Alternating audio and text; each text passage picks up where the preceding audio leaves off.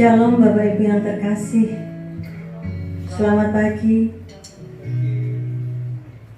Sungguh merupakan suatu sukacita yang luar biasa kalau saat ini kita masih bisa memuji dan memuliakan nama Tuhan. Mari kita awali ibadah pada pagi hari ini. Kita akan doa bersama-sama. Tuhan, Allah Bapa kami yang kami sembah di dalam nama Tuhan Yesus Kristus. Sungguh Tuhan, kami mengucap syukur atas anugerah yang Tuhan berikan dalam kehidupan kami. Sehingga sampai saat ini Tuhan, Engkau tidak pernah lepas dari kehidupan kami. Engkau selalu ada dalam hidup kami, Bapa. Inilah kerinduan kami, Bapa. Kami ingin selalu berada di dekat-Mu. Terima kasih ya Bapa. Kami awali ibadah kami pada pagi hari ini dengan penuh ucapan syukur. Hanya di dalam nama Tuhan Yesus kami berdoa. Amin.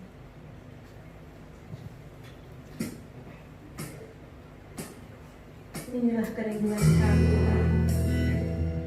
Inilah kerinduan setiap hati kami.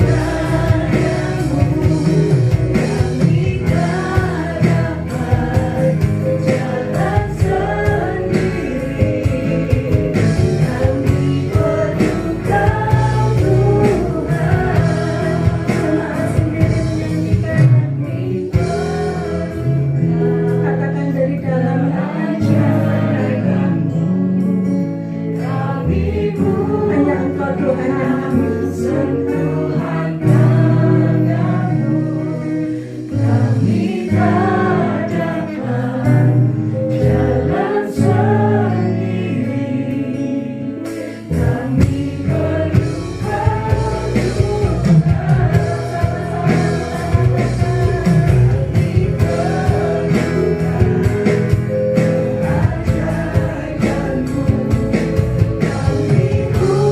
Tuhan.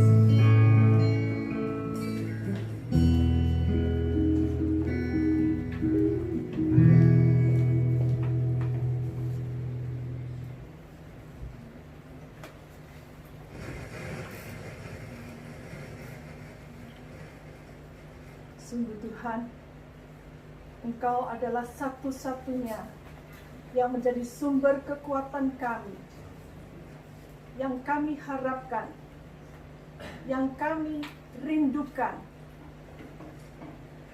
Di luar Tuhan, kami tidak mampu berbuat apa-apa. Di luar Tuhan, kami akan binasa. Tetapi kami percaya, iman kami pertaruhkan ke dalam tangan yang kuat, yang dapat diandalkan.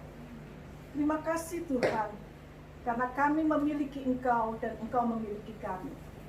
Kami panjatkan doa kami dalam nama Tuhan Yesus Kristus. Amin. Silakan duduk saudara.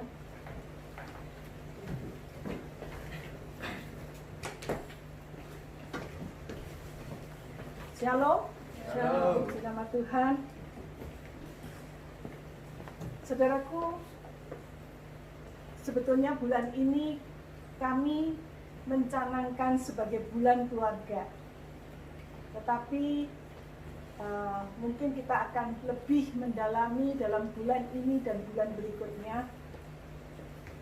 Kita tentu tidak asing dengan satu peribahasa yang mengatakan bersatu kita teguh, bercerai kita runtuh. Saudara pernah dengar? Ya, saya rasa saudara yang ada di Indonesia pasti pernah dengar. Bersatu kita teguh, bercerai kita runtuh. Artinya, ketika kita bersatu, kita akan jadi kuat. Ketika kita melakukan sesuatu bersama-sama, maka itu akan menjadi kunci keberhasilan kita. Namun saudara, kalimat ini sudah semakin jarang terdengar oleh telinga kita akhir-akhir ini. Kita hidup di zaman yang modern, tetapi di zaman ini pula yang namanya individualisme dan materialisme itu semakin menjadi gaya hidup orang masa kini. Yang penting saya untung. Kalau kamu buntung nggak apa-apa. Emang gua pikirin. Itulah moto orang pada zaman saat ini. Prinsip hidup yang semakin hari semakin dikuasai oleh sikap individualisme dan materialisme. Nah, seperti kalau saudara lihat di dalam tayangan berikut. Nah, inilah gaya hidup orang modern. Dahulu, bangsa Indonesia dikenal sebagai bangsa yang ramah, bangsa yang suka menolong, gotong royong, kekeluargaan. Tapi bagaimana saat ini? Kalau kita melihat antara yang satu dengan yang lain dipecah belah oleh kepentingan politik, dipecah belah oleh berbagai macam kepentingan individu. Mereka mulai menghembuskan isu SARA, ya, ras, agama, itu yang dijadikan perpecahan, biang perpecahan. Nah, saudaraku, bagaimana kita sebagai keluarga Allah menyikapi hal ini? Ketika kita sebagai sebuah keluarga bersatu, maka keluarga itu sanggup menghadapi segala macam tantangan dan badai yang menghantam kehidupan kita. Itu sebabnya pagi hari ini kita akan belajar dari seorang tokoh Alkitab yang tentunya saudara sudah tidak asing lagi. Mulai sejak kecil, ya, mulai sekolah minggu, kita sudah sering mendengar,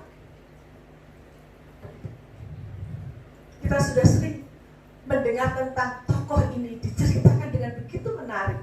Siapa dia?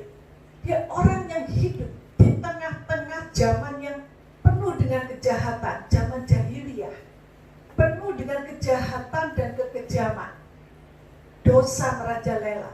Tetapi orang ini, dia bisa tetap mempertahankan hidupnya bersih, murni, dan hidup dekat dengan Tuhan.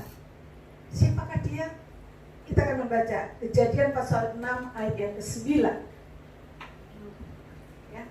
Ayat ini mengatakan, Nuh, tokoh ini adalah Nuh, adalah seorang yang benar dan tidak bercela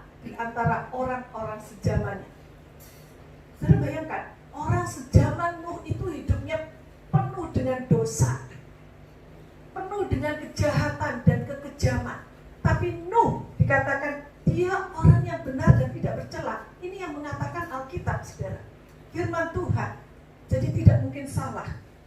Dan Nuh hidup bergaul dengan Allah. Kalau saya bacakan dari terjemahan bahasa Indonesia masa kini, dia mengatakan Nuh itu tidak berbuat salah. Dan dia satu-satunya orang yang baik pada zamannya. Dia hidup akrab dengan Allah. Ini istimewa, saudara. Ada orang yang hidupnya berbeda dengan orang-orang di sekitarnya. Kalau saudara perhatikan bagaimana situasi lingkungan di mana Nuh tinggal. Kalau saudara baca Kejadian 6 ayat yang ke-11. Di situ dikatakan, kita akan baca bersama dalam Kejadian 6 ayat yang ke-11.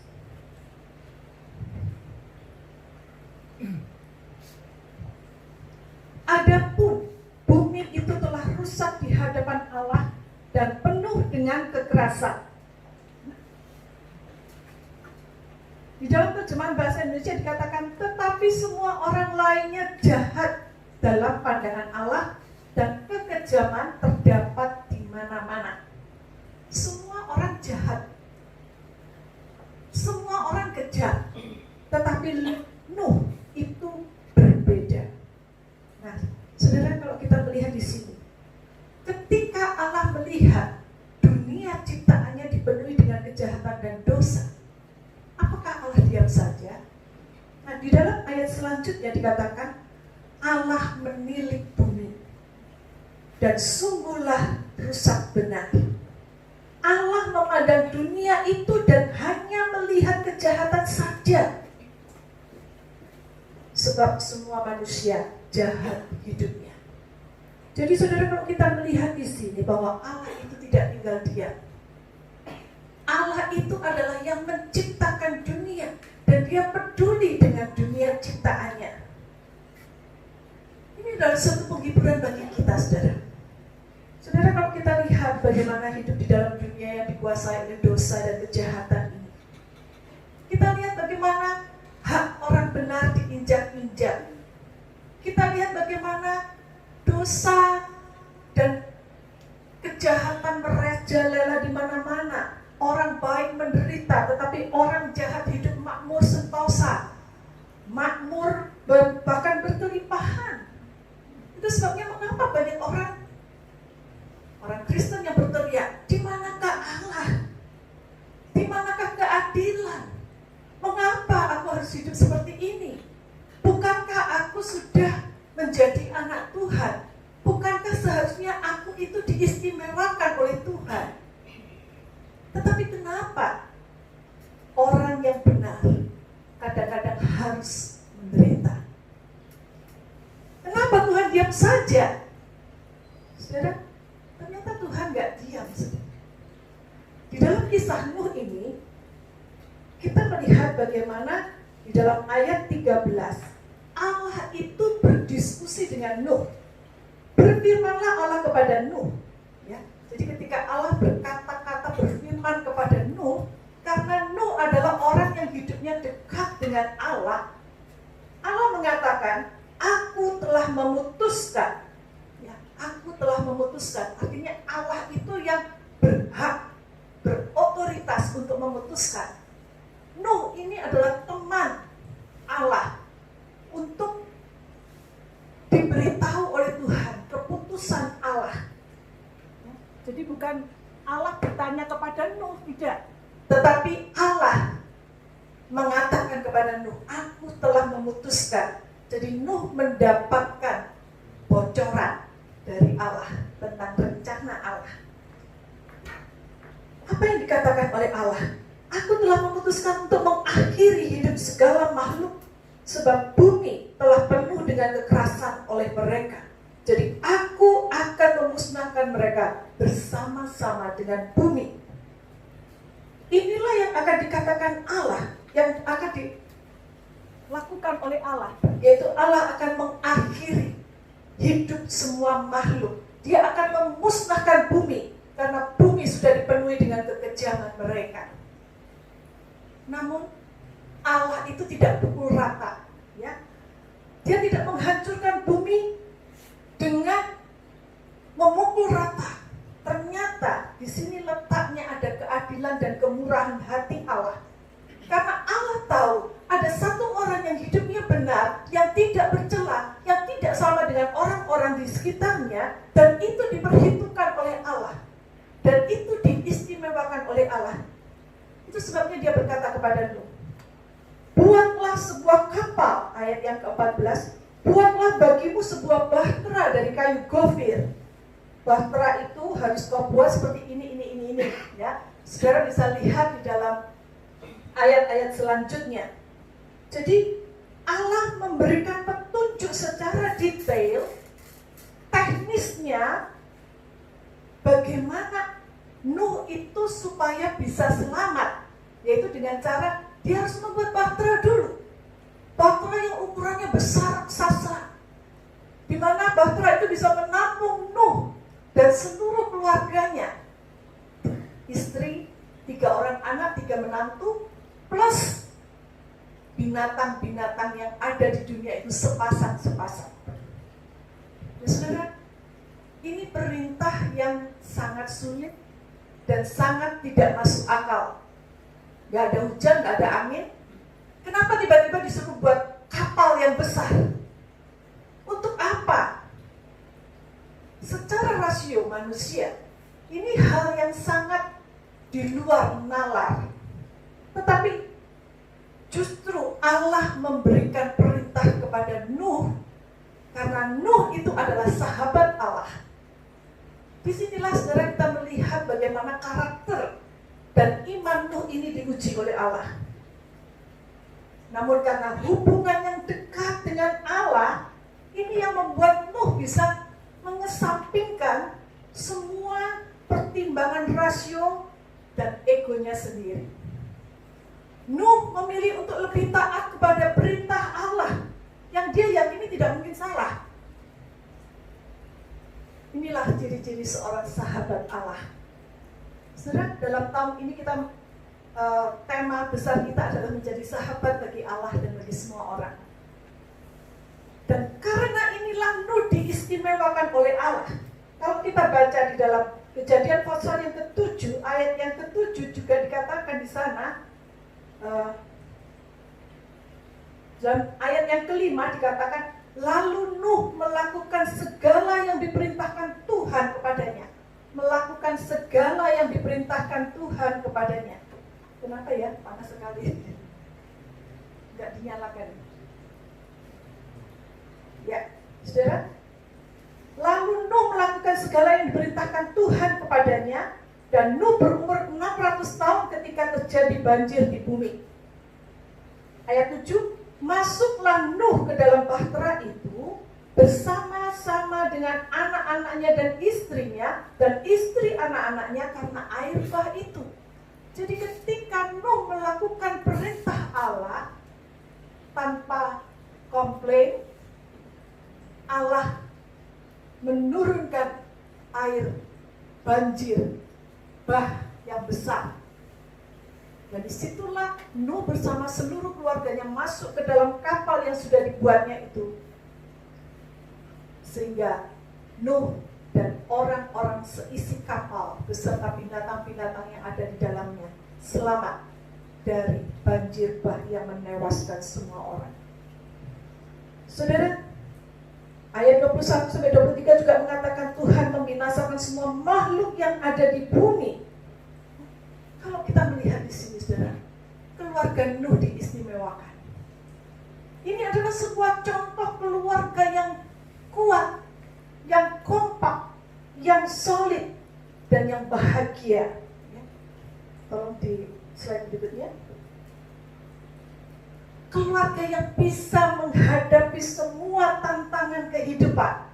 Karena Nuh adalah orang yang takut akan Allah dan taat pada perintah Allah, maka dia dan seluruh keluarganya merupakan satu-satunya keluarga yang selamat dari maut yang menimpa seluruh umat manusia di dunia pada saat itu.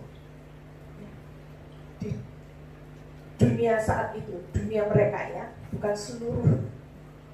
Mengapa dikatakan bahwa ini adalah keluarga yang bahagia, keluarga yang kompak dan kuat? keluarga yang lengkap. Ada suami, ada istri, ada 3 anak dan 3 menantu. Dan semuanya ini kompak. Mereka bersatu. Mereka mau mendukung keputusan Nuh untuk membuat bahtera. Dan ketika Allah menyuruh mereka masuk ke dalam bahtera, saat itu belum ada hujan. Mereka pun menurut, mereka pun taat. Jadi kita melihat ada satu keluarga yang utuh, yang lengkap, dan mereka mau berdiam di dalam sebuah kapal. Alangkah indahnya kalau kita pun memiliki keluarga semacam ini. Ketika seluruh keluarga bersatu, suami, istri, anak, menantu, cucu, bersatu di dalam sebuah kapal bahtera Allah, di mana di situ kita bisa aman di dalamnya. Saudara, bagaimana dengan keluarga kita saat ini? Saat ini ada banyak keluarga yang berdiam dalam satu rumah, tetapi mereka beda visi, mereka beda pendapat, mereka beda tujuan. Bapaknya ke kanan, ibunya ke kiri, anak-anaknya juga mempunyai tujuan yang lain. Mereka punya tujuan sendiri-sendiri. Keluarga ini tidak bisa duduk bersama, tidak bisa berembuk, tidak bisa membuat keputusan untuk kepentingan bersama, karena setiap orang punya kepentingannya masing-masing. Itu sebabnya saudara, dalam kondisi yang seperti ini, di dalam dunia yang penuh dengan kejahatan dan dosa ini, maka kita perlu memperhatikan pendidikan anak-anak kita. Saudara, kalau kita lihat kondisi dunia saat ini begitu memprihatinkan. Banyak anak-anak yang sudah dibesarkan dengan jerih lelah oleh orang tuanya ketika dia sudah kaya, ketika dia sudah sukses. Orang tuanya disingkirkan, diabaikan. Bahkan ada anak yang tega membunuh orang tuanya gara-gara hal yang sepele, karena dia minta uang tidak diberi. Itu aja anak itu membunuh orang tua. Nah, saudara, dalam kondisi seperti ini, itu sebabnya kita perlu sekali lagi memperhatikan pendidikan anak-anak kita sejak dini, supaya mereka tidak hanya pintar secara ilmu pengetahuan, tetapi mereka tidak memiliki karakter yang baik. Itu sebabnya dibutuhkan pendidikan rohani, supaya anak-anak itu mengenal Allah, mengerti apa yang menjadi kehendak Allah, perintah Allah yang harus mereka turuti, apa yang harus mereka jauhi. Sejak dini mereka harus diajar, sehingga mereka bisa dibentuk menjadi orang-orang yang memiliki karakter yang baik, sehingga mereka bisa memiliki visi dan misi yang sama di dalam sebuah keluarga, berbagi suka dan duka, menjalani kehidupan bersama, bersatu dalam sebuah kapal kehidupan. Keluarga Nuh, mereka hidup dalam suka duka selama 7,5 bulan. Mereka ada di dalam kapal. Mereka melihat bagaimana kapal itu digoncang dengan air bah yang begitu besar, tetapi mereka tetap aman di dalamnya, karena Allah yang melindungi, Allah yang menjadi nahkoda mereka.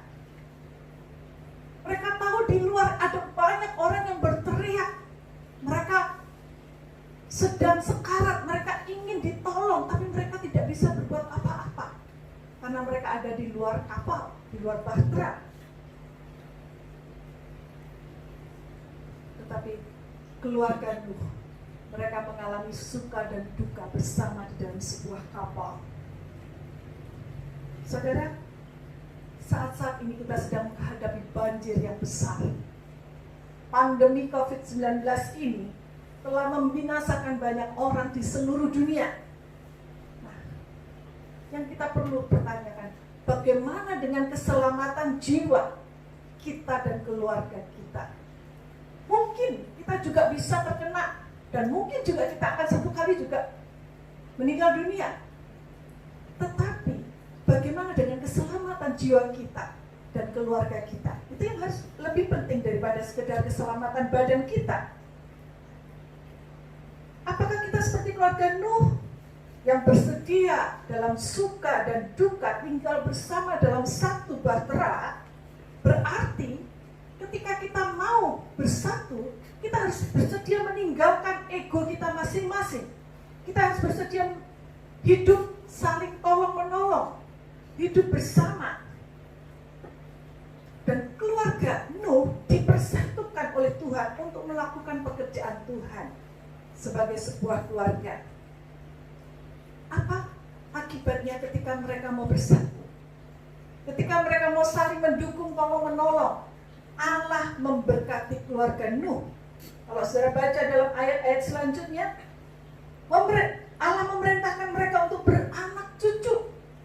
Dalam pasal 9 ayat yang pertama, Allah juga membuat perjanjian dengan mereka bahwa Allah tidak akan menghukum dunia ini lagi karena Nuh, karena keluarga Nuh. Saudara, keluarga Nuh ini bukan keluarga yang ideal, tapi mereka keluarga yang bahagia karena mereka kompak di dalam satu kapal. Karena mereka mau bekerja sama. Mereka sama dengan keluarga-keluarga yang ada sekarang. Mereka juga punya banyak kelemahan. Tetapi ada satu kekuatan ketika mereka mau bersama-sama masuk di dalam satu bahtera Allah. Dalam kisah selanjutnya kalau kita perhatikan, bahwa ternyata setelah mereka selamat dari banjir, mereka kembali turun ke darat, mereka mulai bercocok tanam, mereka mulai mengembangkan dunia, bumi ini, ya, seperti yang diperintahkan oleh Allah. Ternyata tidak selamanya keluarga ini ideal. Kita harus ingat bahwa kita masih hidup di dalam dunia yang sudah dicemari oleh dosa. Kalau sudah perhatikan di dalam Kejadian pasal yang ke-9, dalam ayat yang ke-18 sampai 27, di situ diceritakan bagaimana kegagalan Nuh dan keluarganya dan anaknya. Ya. Nuh, dia sebagai kepala keluarga, ya, dia ada menjadi petani dan dia yang pertama-tama membuat kebun anggur. Ketika dia sudah melihat kebun anggurnya mulai masak, dia kemudian makan, dia menikmati hasil jerih payahnya, dan akibatnya dia mabuk. Dan ketika dia mabuk, dia tidak sadar, dia menelanjangi dirinya sendiri, dan dia tertidur. Nah, anak bungsunya Ham saat itu, yang mengetahui hal itu, ketika melihat ayahnya telanjang di dalam kemahnya, dia kemudian pergi menceritakan hal ini kepada saudara-saudaranya, mungkin sambil berolok-olok, sambil mentertawakan ayahnya. Bukannya menutupi ketelanjangan ayahnya, tetapi dia mulai menertawakan, mempermalukan ayahnya. Dan akhirnya, kedua saudara yang lain, yaitu Sem dan Yafet, mereka lah yang berinisiatif untuk menutupi ketelanjangan ayahnya, supaya tidak dipermalukan lagi. Saudara, kita melihat ada dua respon yang berbeda. Karena yang satu, dia memperolok-olokkan ayahnya, dia menghina, mungkin mentertawakan, yang satu menutupi. Dan kedua respon yang berbeda ini juga memiliki hasil yang berbeda. Kalau kita perhatikan dalam ayat selanjutnya, karena perbuatan Ham itu, Nuh marah dan mengutuk keturunan Ham atau Kanaan. Kalau kita baca dalam ayat yang ke-25 dikatakan, berkatalah ia, yaitu Nuh, terkutuklah Kanaan. Kanaan ini adalah Ham. Hendaklah ia menjadi hamba yang paling hina bagi saudara-saudaranya. Saudara, apa yang harus kita lakukan ketika ada salah seorang dari saudara kita jatuh dalam dosa? Ingat saudara, kita masih hidup di tengah-tengah dunia yang sudah dikotori oleh dosa, sehingga kemungkinan untuk jatuh terpeleset itu masih ada. Dan kita sendiri mungkin juga satu kali akan mengalami hal seperti itu. Lalu apa yang harus kita lakukan? Jangan kita bertindak seperti Ham yang menertawakan ayahnya sendiri loh ini, kepala keluarga. Bukannya menolong, bukannya menutupi ketelanjangannya, tapi menjadikannya sebagai bahan tertawaan. Ada banyak orang yang senang ketika melihat saudaranya jatuh. Kalau bisa dia dibuang sekalian, diinjak-injak, bahkan dibiarkan mati sekalian kalau bisa. Tetapi sebagai anggota keluarga Allah, janganlah kita memiliki hati seperti itu. Sebaliknya, seperti yang dilakukan oleh Sem dan Yafet, apa yang mereka lakukan? Mereka menutupi ketelanjangan ayahnya. Dan apa akibat dari perbuatan mereka? Kalau kita baca dalam ayat yang ke-26 dan ke-27 dikatakan, terpujilah Tuhan Allah Sem, tetapi hendaklah Kanaan menjadi hamba baginya. Allah meluaskan kiranya tempat kediaman Yafet, dan hendaklah ia tinggal dalam kemah-kemah Sem, tetapi hendaklah Kanaan atau Ham menjadi hambanya. Saudara, ini adalah berkat bagi orang yang mau memaafkan, yang mau menutupi, dan tidak menjadikannya sebagai bahan tertawaan saudaranya yang jatuh di dalam dosa. Sebagai keluarga Kristus di dalam Tuhan, anggota keluarga Allah, baiklah kita memiliki sikap seperti Sem dan Yafet ini.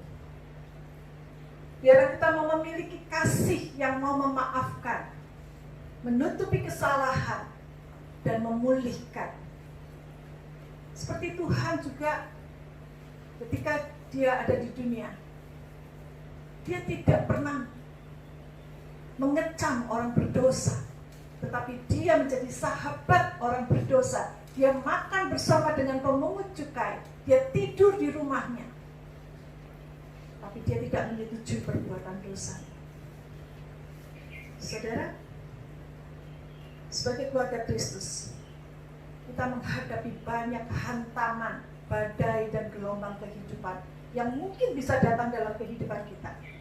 Itu sebabnya biarlah kita saat ini mau menyatukan hati dan pikiran kita bersama di dalam sebuah keluarga. Di dalam keluarga Allah, kita adalah keluarga Allah. Kita masuk di dalam satu kapal, yaitu bahtera Allah, persekutuan di dalam tubuh Kristus, persekutuan di dalam gereja, orang-orang percaya. Seperti kata firman Tuhan mengatakan, janganlah kita menjauhkan diri dari pertemuan-pertemuan ibadah kita seperti yang dibiasakan oleh beberapa orang, tapi marilah kita saling menasehati dan semakin giat melakukannya menjelang hari Tuhan yang mendekat. Hari Tuhan, kedatangan Tuhan sudah semakin dekat. Saudara yang bisa beribadah, teruslah lakukan. Saudara yang tidak bisa beribadah bersama, teruslah mencari Tuhan dengan cara yang saudara bisa lakukan. Bila kita berada di dalam satu kapal keluarga Allah, maka kita akan aman ketika badai dan gelombang itu menempa kapal kehidupan kita. Kita mungkin merasakan goncangan-goncangan. Ya, seperti saat ini ketika pandemi 19 ini merajalela di seluruh dunia, kita merasakan goncangannya, kita merasakan juga sakitnya ketika pekerjaan kita mulai menurun omsetnya, ketika kita tidak bebas lagi keluar kemana-mana, ketika kita mungkin kehilangan pekerjaan, kita merasakan goncangan itu. Tetapi kita aman di dalam persekutuan dengan Allah dan dengan tubuh Kristus, di dalam persekutuan tubuh Kristus. Angkat tangan saudara di hadapan Tuhan dan terimalah berkat Tuhan. Tuhan memberkati engkau dan melindungi engkau. Tuhan menyinari engkau dengan wajah-Nya dan memberikan engkau kasih karunia. Tuhan menghadapkan wajah-Nya sejahtera. Saudara-saudaraku sekalian, kembalilah kepada keluargamu masing-masing dan jadilah berkat Tuhan dimanapun kau berada, baik dalam pekerjaanmu, dalam keluargamu, dalam masyarakat di sekitarmu. Jadilah berkat dan terimalah berkat Allah dalam nama Bapa dan Putra dan Anaknya dan Roh Kudus. Amin. Silakan segera tidur, kita akan bisa.